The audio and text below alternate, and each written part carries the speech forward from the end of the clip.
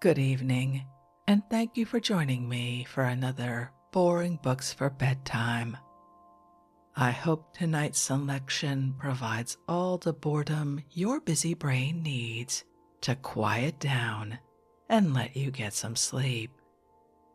Before we begin, I'd like to give a special shout out of thanks to some new members of our Patreon family: Gigi, Tasha, Annalena, Federica, Keiko, Laura, and Andrea.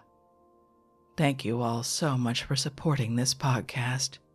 By becoming members of Patreon, you help us remain 100% listener supported and ad-free for everyone, and it's very much appreciated. If you're interested in supporting Boring Books for Bedtime and finding out more about the perks available to subscribers, including exclusive episodes, full books, and giveaways found nowhere else, you'll find a link to Patreon in the show description. You'll also find a link to buymeacoffee.com, where you can support us with a one-time tip, no subscription required.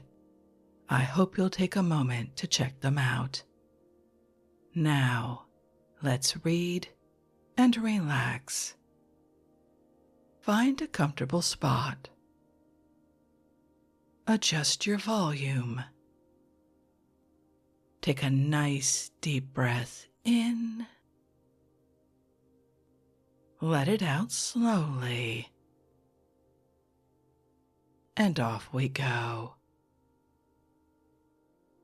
Tonight, let's relax with some fundamentals of science and read through Experimental Researches in Electricity by Michael Faraday, DCL, FRS, Fullerian Professor of Chemistry in the Royal Institution, corresponding member, etc., of the Royal and Imperial Academies of Science of Paris, Petersburg, Florence, Copenhagen, Berlin, Göttingen, Modena, Stockholm, Palermo, etc., etc. Published in 2 volumes, reprinted from the Philosophical Transactions of 1831 to 1838 by Richard and John Edward Taylor, printers and publishers to the University of London, Red Lion Court, Fleet Street, London, in 1849. Let's begin. Preface.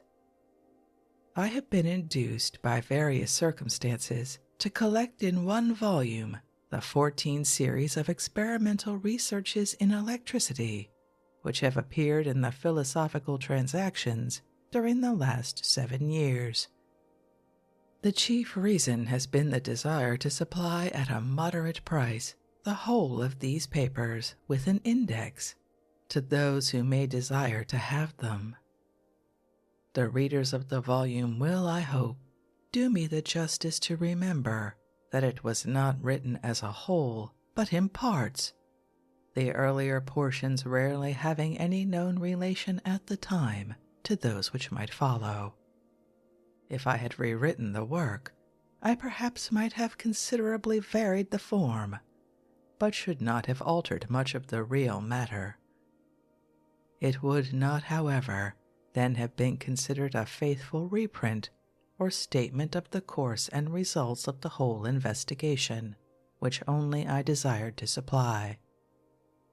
I may be allowed to express my great satisfaction at finding that the different parts, written at intervals during 7 years, harmonize so well as they do. There would have been nothing particular in this if the parts had related only to matters well ascertained before any of them were written, but as each professes to contain something of original discovery or of correction of received views, it does surprise even my partiality that they should have the degree of consistency and apparent general accuracy which they seem to me to present. I have made some alterations in the text, but they have been altogether of a typographical or grammatical character, and even where greatest, have been intended to explain the sense, not to alter it. I have often added notes at the bottom of the page as to paragraphs 59, 360, 439, 521, 552, 555, 598, 657, 883, for the correction of errors, and also the purpose of illustration. But these are all distinguished from the original notes of the researches by the date of December 1838. The date of a scientific paper containing any pretensions to discovery is frequently a matter of serious importance, and it is a great misfortune that there are many most valuable communications essential to the history and progress of science, with respect to which this point cannot now be ascertained. This arises from the circumstance of the papers having no dates attached to them individually, and of the journals in which they appear having such as are inaccurate, i.e., dates of a period earlier than that of publication. I may refer to the note at the end of the first series as an illustration of the kind of confusion thus produced. These circumstances have induced me to affix a date at the top of every other page, and I have thought myself justified in using that placed by the Secretary of the Royal Society on each paper as it was received. An author has no right, perhaps, to claim an earlier one, unless it has received confirmation by some public act or officer. Before concluding these lines, I would beg leave to make a reference or two, first to my own Papers on Electromagnetic Rotations in the Quarterly Journal of Science, 1822, Volume 12, pages 74, 186, 283, 416, and also to my letter on magnetoelectric induction in the Annales de Chimie, Volume 51, page 404. These might, as to the matter, very properly have appeared in this volume, but they would have interfered with it as a simple reprint of the experimental researches of the Philosophical Transactions. Then I wish to refer, in relation to the fourth series on a new law of electric conduction, to Franklin's experiments on the non-conduction of ice, which have been very properly separated and set forth by Professor Bach in the Journal of the Franklin Institute, 1836, Volume 17, page 183. These, which I did not at all remember as to the extent of the effect, though they in no way anticipate the expression of the law I state as to the general effect of liquefaction on electrolytes, still should never be forgotten when speaking of that law as applicable to the case of water. There are two papers which I am anxious to refer to as corrections or criticism of parts of the experimental researches. The first of these is one by Jacobi, The Philosophical Magazine, 1838, Volume 13, page 401, relative to the possible production of a spark on completing the junction of the two metals of a single pair of plates. It is an excellent paper, and though I have not repeated the experiments, the description of them convinces me that I must have been in error. The second is by that excellent philosopher Marianini, in the Memoria della Società Italiana di Modena, Volume 21, page 205, and is a critical and experimental examination of Series 8, and of the question whether metallic contact is or is not productive of a part of the electricity of the voltaic pile. I see no reason as yet to alter the opinion I have given, but the paper is so very valuable, comes to the question so directly, and the point itself is of such great importance that I intend at the first opportunity renewing the inquiry, and if I can, rendering the proofs either on the one side or the other undeniable to all. Other parts of these researches have received the honor of critical attention from various philosophers, to all of whom I am obliged, and some of whose corrections I have acknowledged in the footnotes. There are, no doubt, occasions on which I have not felt the force of the remarks, but time and the progress of science will best settle such cases, and although I cannot honestly say that I wish to be found in error, yet I do fervently hope that the progress of science in the hands of its many zealous present cultivators will be such as by giving us new and other developments, and laws more and more general in their applications, will even make me think that what is written and illustrated in these experimental researches belongs to the bygone parts of science. Michael Faraday, Royal Institution, March 1839. Experimental Researches in Electricity. First Series. Section 1. On the Induction of Electric Currents. Section 2. On the Evolution of Electricity from Magnetism. Section 3. On a New Electrical Condition of Matter. Section 4. On Arago's Magnetic Phenomena.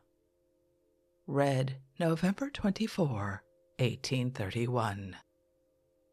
The power which electricity of tension possesses of causing an opposite electrical state in its vicinity has been expressed by the general term induction, which, as it has been received into scientific language, may also with propriety be used in the same general sense to express the power which electrical currents may possess of inducing any particular state upon matter in their immediate neighborhood, otherwise indifferent.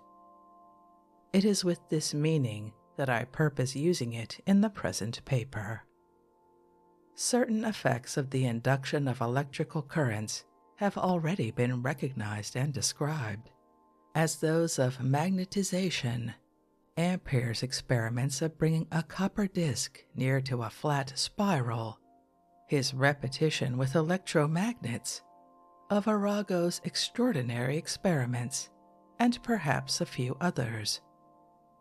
Still, it appeared unlikely that these could be all the effects which induction by currents could produce, especially as, upon dispensing with iron, almost the whole of them disappear, whilst yet an infinity of bodies exhibiting definite phenomena of induction with electricity of tension still remain to be acted upon by the induction of electricity in motion.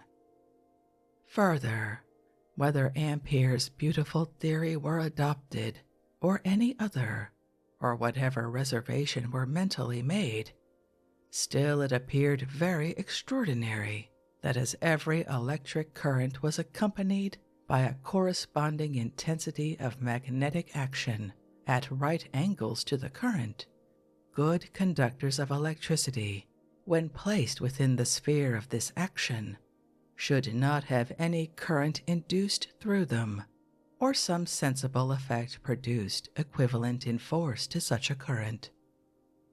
These considerations, with their consequence, the hope of obtaining electricity from ordinary magnetism, have stimulated me at various times to investigate experimentally the inductive effect of electric currents. I lately arrived at positive results, and not only had my hopes fulfilled, but obtained a key which appeared to me to open out a full explanation of Arago's magnetic phenomena, and also to discover a new state which may probably have great influence in some of the most important effects of electric currents. These results I purpose describing, not as they were obtained, but in such a manner as to give the most concise view of the whole. Section 1. Induction of electric currents. About 26 feet of copper wire, 1/20th of an inch in diameter, were wound round a cylinder of wood as a helix, the different spires of which were prevented from touching by a thin interposed twine. This helix was covered with calico, and then a second wire applied in the same manner. In this way, 12 helices were superposed, each containing an average length of wire of 27 feet, and all in the same direction. The first, third, fifth, 7th, 9th, and 11th of these helices were connected at their extremities end to end, so as to form one helix. The others were connected in a similar manner, and thus two principal helices were produced, closely interposed, having the same direction, not touching anywhere, and each containing 155 feet in length of wire. One of these helices was connected with a galvanometer, the other with a voltaic battery of 10 pairs of plates 4 inches square, with double coppers and well charged. Yet not the slightest sensible reflection of the galvanometer needle could be observed. A similar compound helix, consisting of 6 lengths of copper and 6 of soft iron wire, was constructed. The resulting iron helix contained 214 feet of wire. The resulting copper helix, 208 feet. But whether the current from the trough was passed through the copper or the iron helix, no effect upon the other could be perceived at the galvanometer. In these and many similar experiments, no difference in action of any kind appeared between iron and other metals. 203 feet of copper wire in one length were coiled round a large block of wood. Other 203 feet of similar wire were interposed as a spiral between the turns of the first coil, and metallic contact everywhere prevented by twine. One of these helices was connected with a galvanometer, and the other with a battery of 100 pairs of plates 4 inches square, with double coppers and well charged. When the contact was made, there was a sudden and very slight effect at the galvanometer, and there was also a similar slight effect when the contact with the battery was broken. But whilst the voltaic current was continuing to pass through the one helix, no galvanometrical appearances, nor any effect like induction upon the other helix could be perceived, although the active power of the battery was proved to be great by its heating the whole of its own helix, and by the brilliancy of the discharge when made through charcoal. Repetition of the experiments with a battery of 120 pairs of plates produced no other effects, but it was ascertained, both at this and the former time, that the slight deflection of the needle occurring at the moment of completing the connection was always in one direction, and that the equally slight deflection produced when the contact was broken was in the other direction, and also that these effects occurred when the first helices were used. The results which I had by this time obtained with magnets led me to believe that the battery current through one wire did in reality induce a similar current through the other wire, but that it continued for an instant only, and partook more of the nature of the electrical wave passed through from the shock of a common Leyden jar than of the current from a voltaic battery, and therefore might magnetize a steel needle, although it scarcely affected the galvanometer. This expectation was confirmed, for on substituting a small hollow helix formed round a glass tube for the galvanometer, introducing a steel needle, making contact as before between the battery and the inducing wire, and then removing the needle before the battery contact was broken, it was found magnetized. When the battery contact was first made, then an unmagnetized needle introduced into the small indicating helix, and lastly, the battery contact broken, the needle was found magnetized to an equal degree, apparently as before, but the poles were of the contrary kind. The same effects took place on using the large compound helices first described.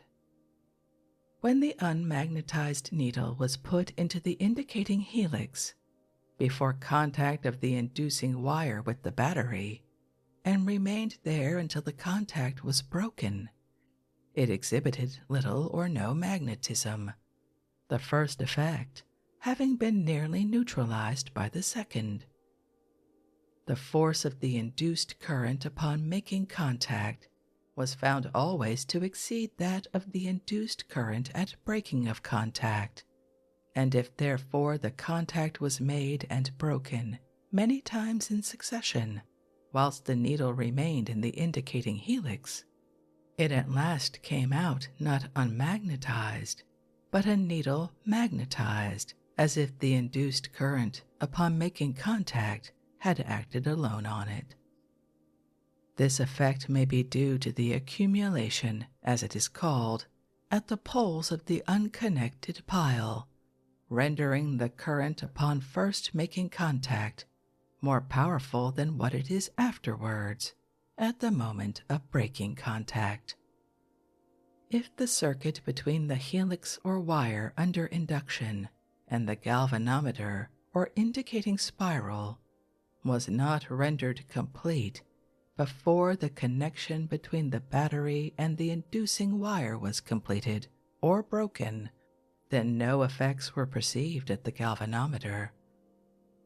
Thus, if the battery communications were first made, and then the wire under induction connected with the indicating helix, no magnetizing power was there exhibited, but still retaining the latter communications when those with the battery were broken, a magnet was formed in the helix, but of the second kind, i.e., with poles indicating a current in the same direction to that belonging to the battery current, or to that always induced by that current at its cessation. In the preceding experiments, the wires were placed near to each other, and the contact of the inducing one with the battery made when the inductive effect was required, but as the particular action might be supposed to be exerted only at the moments of making and breaking contact, the induction was produced in another way. Several feet of copper wire were stretched in wide zigzag forms representing the letter W on one surface of a broad board. A second wire was stretched in precisely similar forms on a second board, so that when brought near the first, the wires should everywhere touch, except that a sheet of thick paper was interposed. One of these wires was connected with the galvanometer, and the other with a voltaic battery. The first wire was then moved towards the second, and as it approached, the needle was deflected. Being then removed, the needle was deflected in the opposite direction. By first making the wires approach and then recede, simultaneously with the vibrations of the needle. The latter soon became very extensive. But when the wires ceased to move from or towards each other, the galvanometer needle soon came to its usual position. As the wires approximated, the induced current was in the contrary direction to the inducing current. As the wires receded, the induced current was in the same direction as the inducing current. When the wires remained stationary, there was no induced current.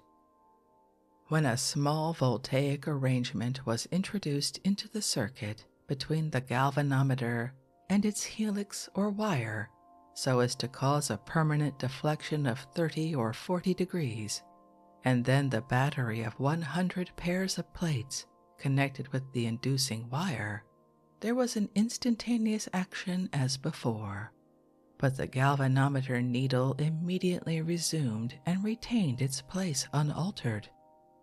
Notwithstanding the continued contact of the inducing wire with the trough, such was the case in whichever way the contacts were made. Hence it would appear that collateral currents, either in the same or in opposite directions, exert no permanent inducing power on each other, affecting their quantity or tension. I could obtain no evidence by the tongue, by spark, or by heating fine wire or charcoal, of the electricity passing through the wire under induction.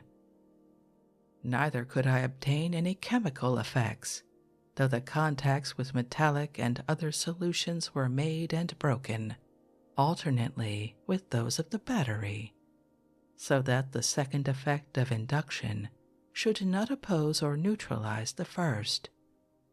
This deficiency of effect is not because the induced current of electricity cannot pass fluids, but probably because of its brief duration and feeble intensity. For on introducing 2 large copper plates into the circuit on the induced side, the plates being immersed in brine, but prevented from touching each other by an interposed cloth, the effect at the indicating galvanometer or helix occurred as before. The induced electricity could also pass through a voltaic trough. When, however, the quantity of interposed fluid was reduced to a drop, the galvanometer gave no indication. Attempts to obtain similar effects by the use of wires conveying ordinary electricity were doubtful in the results. A compound helix similar to that already described, containing 8 elementary helices, was used. 4 of the helices had their similar ends bound together by wire, and the 2 general terminations thus produced connected with the small magnetizing helix containing an unmagnetized needle. The other 4 helices were similarly arranged, but their ends connected with a Leyden jar. On passing the discharge, the needle was found to be a magnet, but it appeared probable that a part of the electricity of the jar had passed off to the small helix and so magnetized the needle. There was indeed no reason to expect that the electricity of a jar, possessing as it does great tension, would not diffuse itself through all the metallic matter interposed between the coatings. Still, it does not follow that the discharge of ordinary electricity through a wire does not produce analogous phenomena to those arising from voltaic electricity. But as it appears impossible to separate the effects produced at the moment when the discharge begins to pass from the equal and contrary effects produced when it ceases to pass, inasmuch as with ordinary electricity these periods are simultaneous, so there can be scarcely any hope that in this form of the experiment they can be perceived. Hence it is evident that currents of voltaic electricity present phenomena of induction somewhat analogous to those produced by electricity of tension, although, as will be seen hereafter, many differences exist between them. The result is the production of other currents, but which are only momentary, parallel or tending to parallelism with the inducing current. By reference to the poles of the needle formed in the indicating helix and to the deflections of the galvanometer needle, it was found in all cases that the induced current produced by the first action of the inducing current was in the contrary direction to the latter, but that the current produced by the cessation of the inducing current was in the same direction. For the purpose of avoiding periphrasis, I propose to call this action of the current from the voltaic battery volta-electric induction. The properties of the second wire, after induction has developed the first current, and whilst the electricity from the battery continues to flow through its inducing neighbor, constitute a peculiar electric condition, the consideration of which will be resumed hereafter. All these results have been obtained with a voltaic apparatus consisting of a single pair of plates. Section 2. Evolution of electricity from magnetism.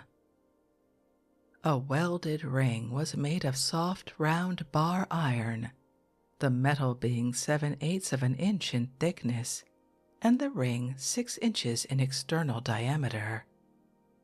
3 helices were put round one part of this ring, each containing about 24 feet of copper wire 1/20 of an inch thick. They were insulated from the iron and each other, and superposed in the manner before described, occupying about 9 inches in length upon the ring. They could be used separately or conjointly. The group may be distinguished by the letter A. Plate 1, Figure 1. On the other part of the ring, about 60 feet of similar copper wire in 2 pieces were applied in the same manner, forming a helix B, which had the same common direction with the helices of A, but being separated from it at each extremity by about half an inch of the uncovered iron. The helix B was connected by copper wires with a galvanometer 3 feet from the ring. The helices of A were connected end to end so as to form one common helix, the extremities of which were connected with a battery of 10 pairs of plates 4 inches square. The galvanometer was immediately affected, and to a degree far beyond what has been described, when with a battery of 10-fold power, helices without iron were used. But though the contact was continued, the effect was not permanent, for the needle soon came to rest in its natural position, as if quite indifferent to the attached electromagnetic arrangement. Upon breaking the contact with the battery, the needle was again powerfully deflected, but in the contrary direction to that induced in the first instance. Upon arranging the apparatus so that B should be out of use, the galvanometer be connected with one of the 3 wires of A, and the other 2 made into a helix, through which the current from the trough was passed, similar but rather more powerful effects were produced. When the battery contact was made in one direction, the galvanometer needle was deflected on the one side. If made in the other direction, the deflection was on the other side. The deflection on breaking the battery contact was always the reverse of that produced by completing it. The deflection on making a battery contact always indicated an induced current in the opposite direction to that from the battery. But on breaking the contact, the deflection indicated an induced current in the same direction as that of the battery. No making or breaking of the contact at B side or in any part of the galvanometer circuit produced any effect at the galvanometer. No continuance of the battery current caused any deflection of the galvanometer needle. As the above results are common to all these experiments, and to similar ones with ordinary magnets to be hereafter detailed, they need not be again particularly described. Upon using the power of 100 pairs of plates with this ring, the impulse at the galvanometer, when contact was completed or broken, was so great as to make the needle spin round rapidly 4 or 5 times before the air and terrestrial magnetism could reduce its motion to mere oscillation. By using charcoal at the ends of the B helix, a minute spark could be perceived when the contact of the battery with A was completed. This spark could not be due to any diversion of a part of the current of the battery through the iron to the helix B, for when the battery contact was continued, the galvanometer still resumed its perfectly indifferent state. The spark was rarely seen on breaking contact. A small platina wire could not be ignited by this induced current, but there seems every reason to believe that the effect would be obtained by using a stronger original current or a more powerful arrangement of helices. A feeble voltaic current was sent through the helix B and the galvanometer so as to deflect the needle of the latter 30 or 40 degrees, and then the battery of 100 pairs of plates connected with A. But after the first effect was over, the galvanometer needle resumed exactly the position due to the feeble current transmitted by its own wire. This took place in whichever way the battery contacts were made, and shows that here again no permanent influence of the currents upon each other as to their quantity and tension exists. Another arrangement was then employed, connecting the former experiments on volta-electric induction with the present. A combination of helices was constructed upon a hollow cylinder of pasteboard. There were 8 lengths of copper wire, containing altogether 220 feet. 4 of these helices were connected end to end, and then with the galvanometer. The other intervening 4 were also connected end to end, and the battery of 100 pairs discharged through them. In this form, the effect on the galvanometer was hardly sensible, though magnets could be made by the induced current. But when a soft iron cylinder, 7/8 of an inch thick and 12 inches long, was introduced into the pasteboard tube surrounded by the helices, then the induced current affected the galvanometer powerfully, and with all the phenomena just described. It possessed also the power of making magnets with more energy, apparently, than when no iron cylinder was present. When the iron cylinder was replaced by an equal cylinder of copper, no effect beyond that of the helices alone was produced. The iron cylinder arrangement was not so powerful as the ring arrangement already described. Similar effects were then produced by ordinary magnets. Thus the hollow helix just described had all its elementary helices connected with the galvanometer by 2 copper wires, each 5 feet in length. The soft iron cylinder was introduced into its axis.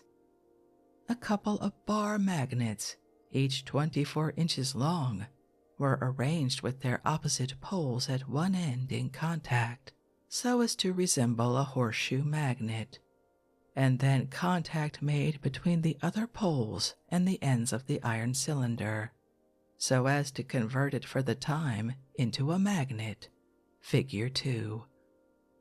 By breaking the magnetic contacts or reversing them, the magnetism of the iron cylinder could be destroyed or reversed at pleasure.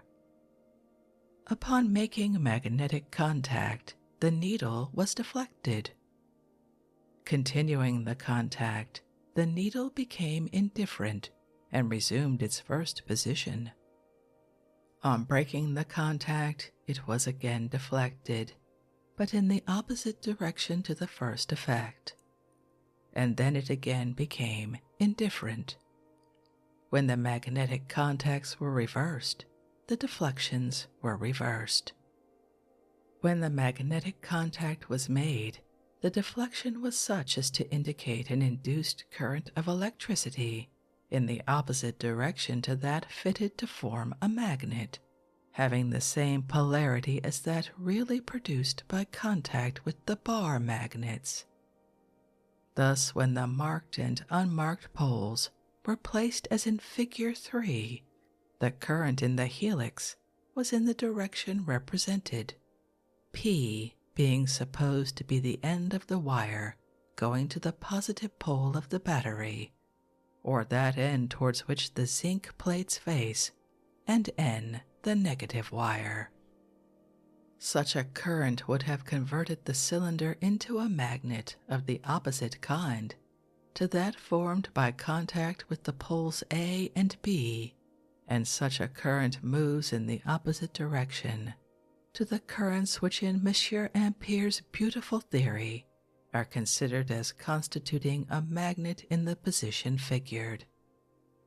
But as it might be supposed that in all the preceding experiments of this section it was by some peculiar effect taking place during the formation of the magnet, and not by its mere virtual approximation, that the momentary induced current was excited, the following experiment was made. All the similar ends of the compound hollow helix were bound together by copper wire, forming 2 general terminations, and these were connected with the galvanometer.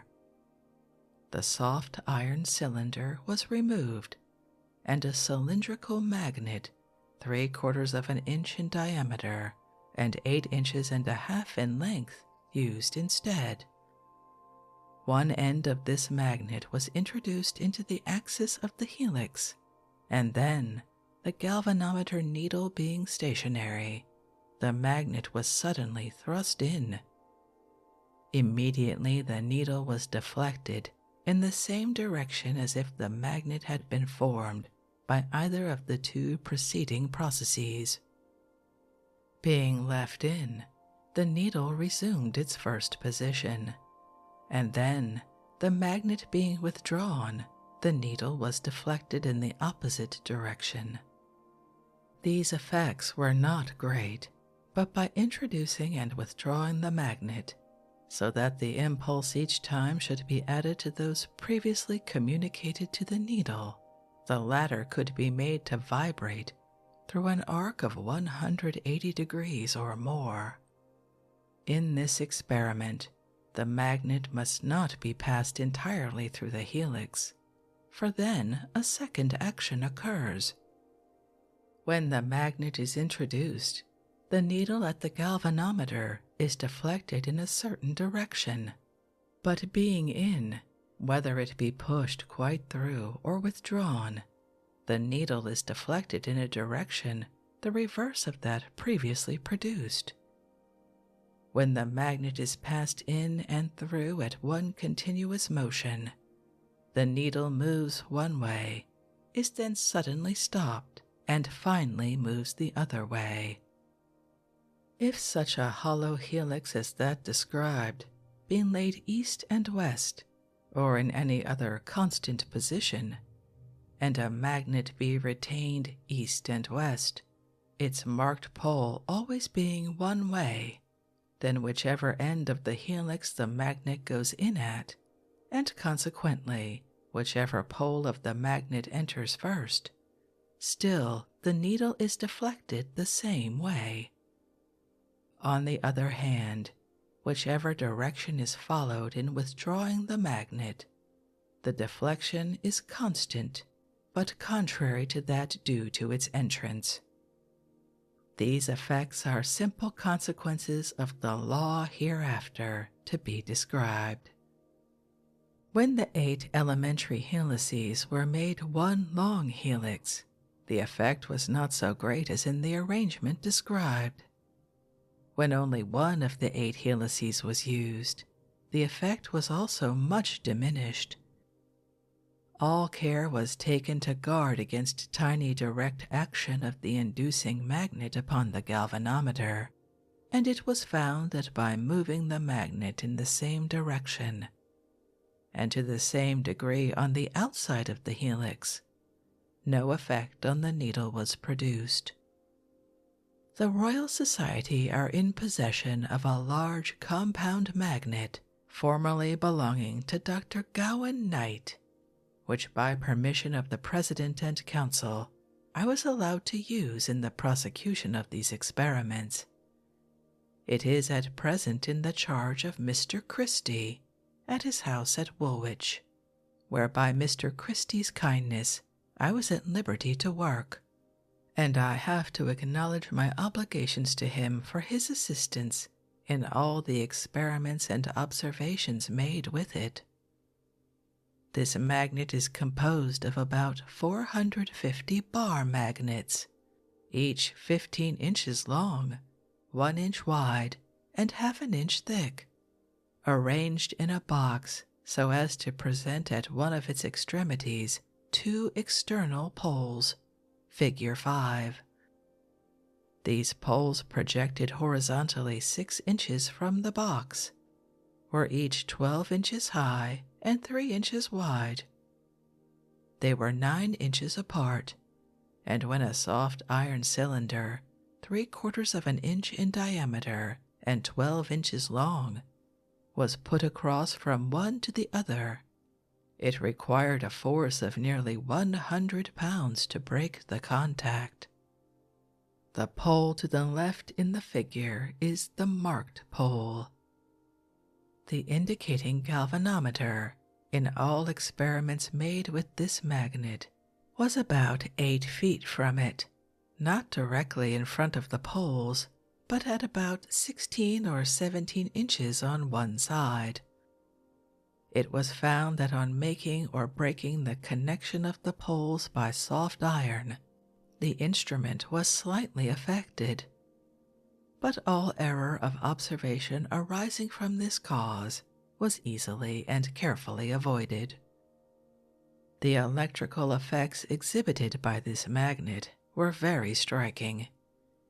When a soft iron cylinder 13 inches long was put through the compound hollow helix, with its ends arranged as to general terminations, these connected with the galvanometer, and the iron cylinder brought in contact with the 2 poles of the magnet, figure 5, so powerful a rush of electricity took place that the needle whirled round many times in succession.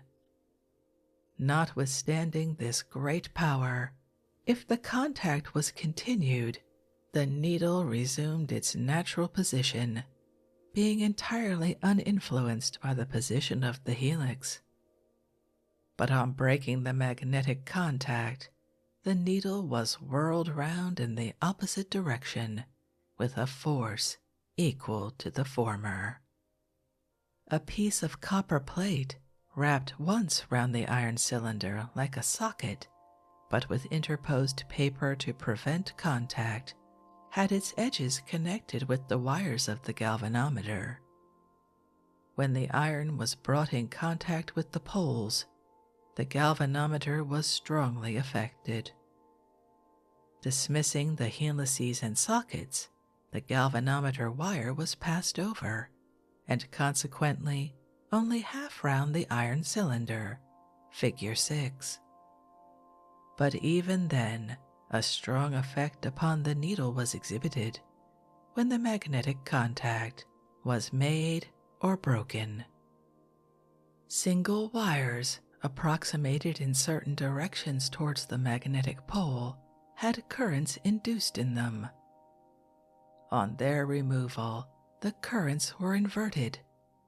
In such experiments, the wires should not be removed in directions different to those in which they were approximated, for then occasionally complicated and irregular effects are produced, the causes of which will be very evident in the fourth part of this paper.